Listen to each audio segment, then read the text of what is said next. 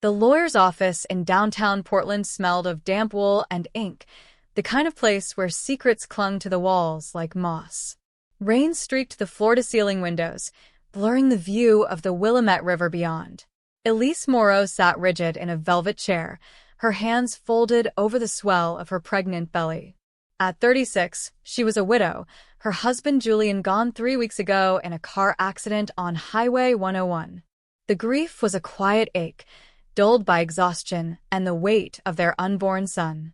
Mr. Pembroke, the estate lawyer, adjusted his tie and opened a leather-bound folder. His office was a relic, dark wood paneling, a brass lamp casting warm light over scattered papers.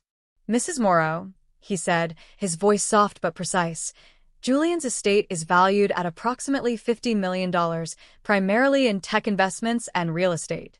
He named you the sole beneficiary, with provisions for your child." Elise nodded, her fingers tracing the gold band she still wore. Julian had been her anchor, a software engineer turned philanthropist whose laugh could fill a room. They'd met at a coastal bookshop, bonding over dog-eared sci-fi novels. She expected a trust for their son, perhaps a donation to Julian's environmental charities. Nothing prepared her for what came next. "There's a claim," Pembroke continued, his eyes flicking to the door. "Your sister, Ms. Cassandra Vale, asserts that she bore Julian's daughter last year. She's demanding half the estate for the child's care." Elise laughed, a sharp, incredulous sound that startled even her. "Cassandra? That's impossible. Julian would have told me. We were trying for our baby."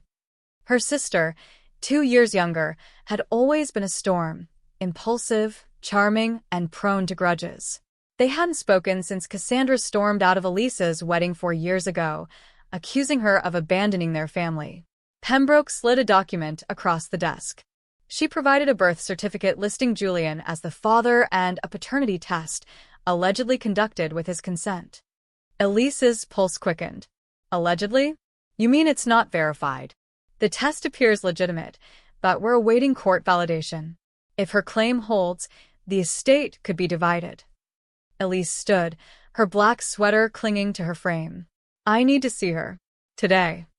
Cassandra's rental house perched on a cliff overlooking the Oregon coast, an hour's drive from Portland. The cedar-shingled exterior was weathered by salt and wind, the air heavy with the tang of seaweed and pine. Elise parked her sedan on the gravel drive, the ocean's roar mingling with the patter of rain. She hadn't been to the coast since she and Julian picnicked at Cannon Beach, his hand warm in hers as they watched gulls wheel overhead. Cassandra opened the door, her auburn hair loose, her hazel eyes wary. A toddler sat on a rug inside, stacking wooden blocks. The girl had Julian's high cheekbones and a dimple Elise recognized from old photos of herself. Her breath hitched. "Elise," Cassandra said, her voice tight. "You didn't text. You didn't give me a chance," Elise shot back. "What is this, Cassandra? You vanished for years, and now you claim Julian's daughter?" "My husband's child." Cassandra knelt beside the girl, brushing a curl from her face. "Her name's Marina. She's 18 months old. Julian's her father." Elise stepped inside, the room warm with the scent of cinnamon and damp wool. "Julian never cheated. We were happy. If this is true, why hide it? Why wait until he's dead?" Cassandra's jaw tightened. "I met him at a fundraiser in Seattle. He said he was separated. By the time I learned about you, I was pregnant. He didn't want to ruin your marriage, so he supported us quietly." "That's a lie," Elise said, but doubt crept in. Julian had been distant during that Seattle trip, blaming work. She shook her head. "Show me the paternity test." Cassandra handed her a folder from a cluttered coffee table. The document was stark, stamped with a lab seal, claiming a 99.9% match between Julian and Marina. Elise's hands trembled as she read. "This could be fake," she said, her voice thin. "It's not," Cassandra insisted. "I'm not letting Marina grow up with nothing while you inherit millions." Elise met her gaze. "If she's Julian's, I'll ensure she's cared for. But I don't trust you. And I'm not giving up half of Julian's legacy without proof." Back in Portland, Elise hired Riley Navarro, a private investigator with a reputation for discretion. Her office was a loft in the Pearl District, smelling of espresso and old books, with exposed brick walls and a view of the city's neon glow. Elise handed Riley the paternity test and a photo of Julian, his eyes crinkling in a smile. "I need the truth," Elise said. "Is Cassandra lying? Was Julian involved?" Riley, a wiry woman with cropped black hair, leaned back in her chair. "You think your sister's running a scam?" "I don't know. Cassandra's always been dramatic. But this feels personal." Riley nodded, jotting notes. "I'll verify the test, check Cassandra's story, and look into Julian's activities. Give me 10 days. While Riley worked, Elise dug into Julian's life.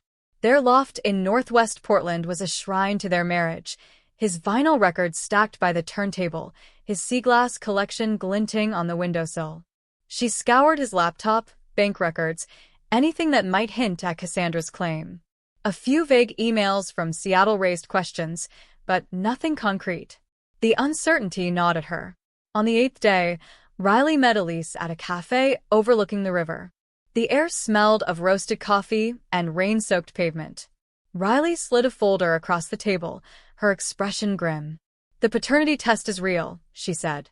"The lab's reputable, and the DNA matches Julian's from a medical database. But Cassandra's story is holes. She wasn't at the Seattle fundraiser. She was in San Francisco for her credit card records. Julian attended alone." Elise's heart pounded. "So she's lying?" "Possibly. Or someone's feeding her a narrative. I found a wire transfer, 15 grand, from Cassandra's account to a man named Derek Holt, a forger with a rap sheet. He's known for fake IDs and documents." Elise gripped her mug, the ceramic warm against her palms. "Why would she do this? We were sisters. She wouldn't hurt me like this." Riley shrugged. "Money's a powerful drug. 50 million's worth a few lies." Elise confronted Cassandra at a coastal park near her house, where Marina could play while they talked. The wind carried the scent of salt and kelp, the cliffs casting long shadows over the sand. Cassandra sat on a driftwood bench, watching Marina chase a seagull, her face guarded. "I know about Derek Holt," Elise said, standing over her. "You paid him to fake the paternity test." Cassandra's eyes widened. "What?" "I don't know any Derek Holt." "Don't play dumb." Riley traced the payment. "You're trying to steal Julian's money." Cassandra stood, her voice shaking. "I didn't pay anyone to fake anything. Marina is Julian's. The test is real. I don't know who this Holt guy is." "Then explain the $15,000. Cassandra's shoulders slumped, tears brimming. "I was in debt. After Marina was born, I couldn't work. Julian sent money, small amounts, through a third party. He said it was for Marina, but he didn't want you to know. I used some to pay off a creditor. That's all." Elise froze. "Julian was paying you?" Cassandra nodded. "He felt guilty. He loved you, but he couldn't abandon Marina. He made me promise to stay quiet." The revelation hit like a wave. Her Julian, had kept the secret. Elise wanted to scream, to deny it, but the pieces aligned: his late nights, his guarded phone calls. She turned away, her boots sinking into the sand. "I need to think," she muttered, and walked toward the ocean, its roar drowning her thoughts. That night, Elise found a hidden compartment in Julian's desk, tucked behind a false drawer. Inside was a journal, its pages filled with his slanted handwriting. He wrote of meeting Cassandra, believing she was a stranger, and the guilt that followed when he learned she was Elise's sister. He'd supported Marina, torn between love for Elise and duty to a child he believed was his. Elise's tears blurred the ink as she read, the betrayal sharp as a blade. Riley called the next morning, her voice urgent. "Elise, I've got something. Meet me at the loft." Elise arrived, her eyes heavy from crying. Riley plugged a USB drive into her laptop. "This is footage from the lab that processed the paternity test. Took some favors to get it." The video was grainy, showing a woman in a scarf delivering a sample. The timestamp matched the day Cassandra claimed Julian provided his DNA. Riley paused the frame. "That's not Cassandra. And Julian was at a charity event that night. I verified. Elise's pulse raced. Then whose DNA was tested? Good question. Someone swapped the sample. I traced Holt's phone records. He's been calling Pembroke, your lawyer. Elise drove to Cassandra's house, anger and fear twisting inside her. Cassandra was packing, Marina napping in a crib. You're running? Elise demanded. Cassandra flinched. I'm scared, Elise. Someone emailed me last night, threatening to hurt Marina if I don't drop the claim. Who? I don't know. But I didn't fake the test. I swear. Elise saw the terror in her sister's eyes and believed her. Then work with me, she said. We'll find the truth. They spent hours unraveling the puzzle. Cassandra's debt, the anonymous threats, Julian's payments. It pointed to a conspiracy. Riley uncovered Pembroke's role. He'd been embezzling from Julian's accounts for years, using Cassandra's claim to divert attention. Holt had forged the paternity test, planting Julian's DNA from a stolen medical sample. Elise and Riley set a trap. Riley leaked that Cassandra was withdrawing her claim, prompting Pembroke to meet Holt at a storage unit in Gresham. Riley's hidden camera captured Pembroke admitting to the embezzlement and the forged test. The police arrested both men, and Cassandra's claim was nullified. Marina's paternity remained uncertain. Julian's journal suggested he believed she was his, but without a valid test, Elise couldn't be sure. It didn't matter. Marina was a child, and Cassandra was family. Elise invited Cassandra and Marina to live in the Portland loft. The nursery, painted in soft blues, held 2 cribs, Marina's and her son's, born 2 months later. She named him Theo, after Julian's father. Elise and Cassandra rebuilt their bond, sharing stories of their childhood over coffee, the city's rain a steady backdrop. The estate funded trusts for both children, securing their futures. One summer evening, Elise watched Theo and Marina play on Cannon Beach, the sand cool under her toes, the sunset painting the sky in pinks and golds. Julian's absence lingered, but so did his love.